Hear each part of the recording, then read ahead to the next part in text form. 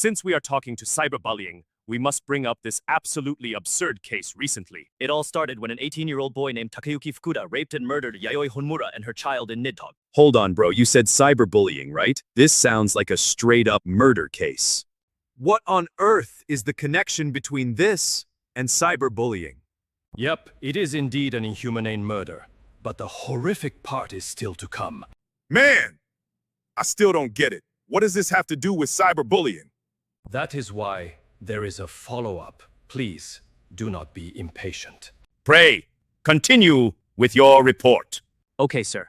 After being released from prison, Fukuda shifted his base to Fenrir, specializing in long-term cyberbullying against specific targets in Valkyrie. He is the mastermind behind these cyber violence incidents. Wait, bro, are you saying that after he raped and killed people in Nidhogg, he wasn't executed? And then he actually had the chance to go to Fenrir to play around with cyberbullying? Sodayo. Man, committing crimes across 3 countries? Is the legal system just broken or what? It doesn't end there. He even has a record of being imprisoned for brawling in Valkyrie. Can you elaborate on the details of his life experience? Certainly. Takayuki Fukuda was born in 1981 in Komei City, Tsuchiyama Prefecture, Nidhogg. Since childhood, he was abandoned by his mother due to divorce and suffered long-term domestic violence from his father. Herr Adolf, what is your take on this typical tragedy of upbringing? This experience of being abandoned and abused as a child led him to develop a paranoid resentment toward Yayoi Honmura, who represented the role of a mother. Lacking proper education during his formative years, and deeply convinced that violence is the only way to resolve conflicts. The formation of this psychopathology is a textbook example of a social malady. No, bro. Even so, how did he manage to leave Nidhogg in the first place, and even flee across borders to Valkyrie and Fenrir? This involves the legal loopholes in Nidhogg at the time and the family influence behind him. Man, he could escape just like that? His old man must have had some serious connections, right? Exactly. And the local laws at the time were extremely lenient. And Fukuda had just turned team insisted on the argument. He was extremely lenient. Fukuda team insisted on the argument that he was capable of rehabilitation, which led the court to deliver an unusually light verdict. He was paroled after only 2 or 3 years. Man! As far as I know, even if Nidhogg had stricter laws, they wouldn't have given him the death penalty anyway, right? That is true, Mr. Bryant, but he utilized the minor protection umbrella, which allowed him to run wild on the edge of the law. So, what kind of bullying tactics did he actually use online? Basically, he digs deep into the victim's old accounts to scrape photos and personal information, uses Photoshop to create fake photos, and sends them to the victim via private message.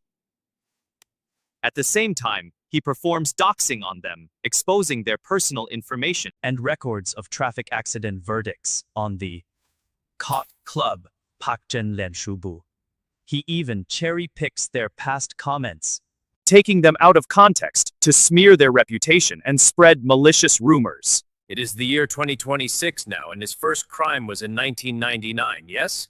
To be able to commit crimes for so long, he must have studied legal knowledge in prison, effectively becoming a half-baked lawyer. Absolutely correct here, Adolf.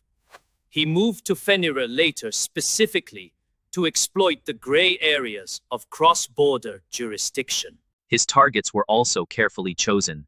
He locked on to members of the Facebook group Kaut Club Pakshin Letsubu, who had previously clashed with the administrators. Is he trying to frame himself as a hero?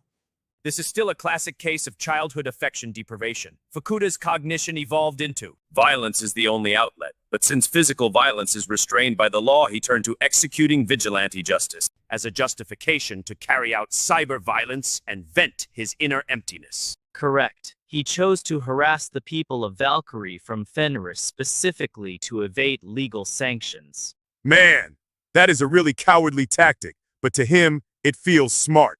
The screen name he used, King, was carefully chosen by combining the surnames of figures involved In internal group struggles with the name of that Loki from the recent Loya War. Bro, I don't get it. Why would someone claiming to be the hero use the name of a war starter? I think only he himself knows that. This account was Just a shield, used to pretend to be innocent. he would constantly switch fake accounts to carry out the bullying. Plus, as an administrator of cult club Pakjun Fetsulbu, This mechanism made him almost invincible. So how did he finally get caught? It wasn't until a victim committed, ending it all due to long-term bullying, that public opinion exploded, allowing the police to finally trace back and launch an investigation. It sounds truly infuriating. And a man like Takayuki Fukuda, no matter How much misfortune he has suffered does not deserve even a shred of pity. Interestingですね. When he harasses the victims, he likes to call them heavy AI users or AI kids. However, one of the fake accounts he used, Sima Genshin, was Kongyoma Dachu Sayeds I actually called out in art-related groups for merging AI using other people's work. Man, what can I say? The guy is just plain jealous because others have more success than him, right? Is it true that the other admins of that group are also problematic? How could they tolerate a person like that becoming an admin?